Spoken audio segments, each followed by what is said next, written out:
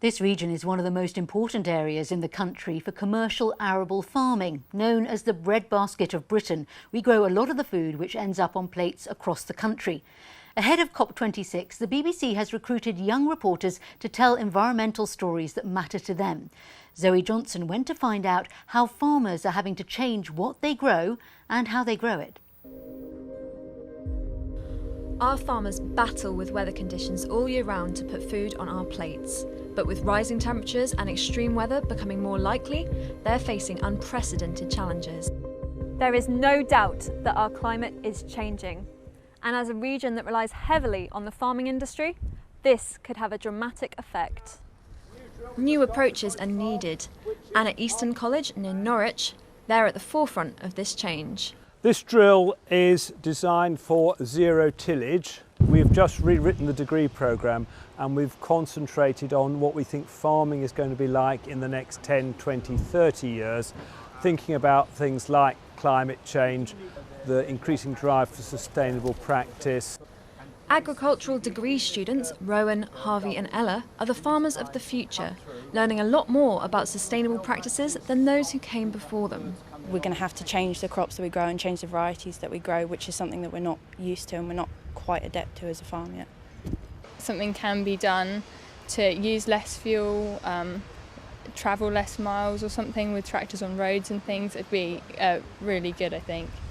We're already doing stuff, there's already incentives out there to be more sustainable, and there's definitely practices we're carrying out to do that.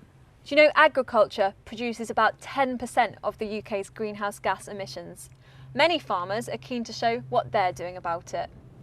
Outlined in their net zero strategy, the government expects 75% of farmers in England to be engaged in low carbon practices by 2030, with the wider economy reaching net zero by 2050.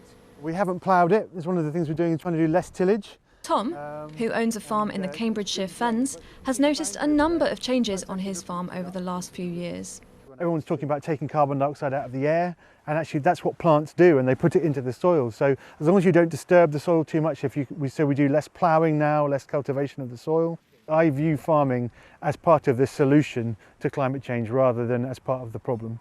Earlier this year, the National Farmers Union introduced a commitment to reach net zero emissions by 2040, a step further than the UK-wide goal. Our farmers are doing all they can to tackle this problem in their own fields. But as COP26 in Glasgow gets underway, it's clear that we need global solutions to tackle these global problems. Zoe Johnson, BBC Look East. Well, earlier this afternoon I spoke to Zoe, who's a 25-year-old meteorologist. She told me what it was like making that film as our climate change reporter.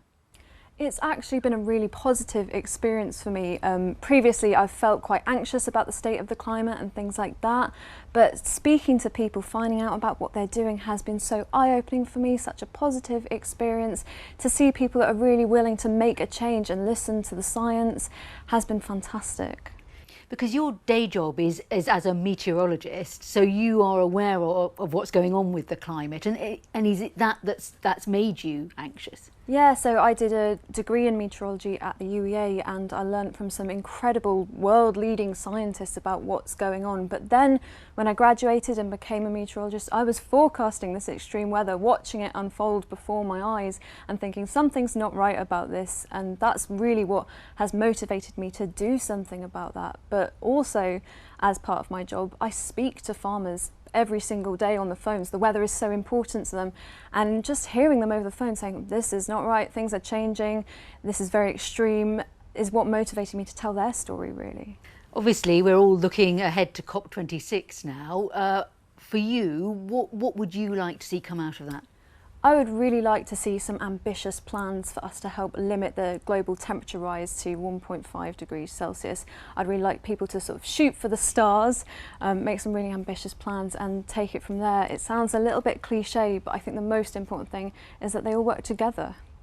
And when you look at previous COPs, some people in your field of work would have found those disappointing. Do you feel that there is a real sea change in people's attitudes and just the general public more engaged this time?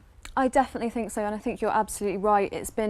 Scientists have been desperate for people to listen to them for years and years, and it's all been quite, an anxious thing for them, the past COP conferences.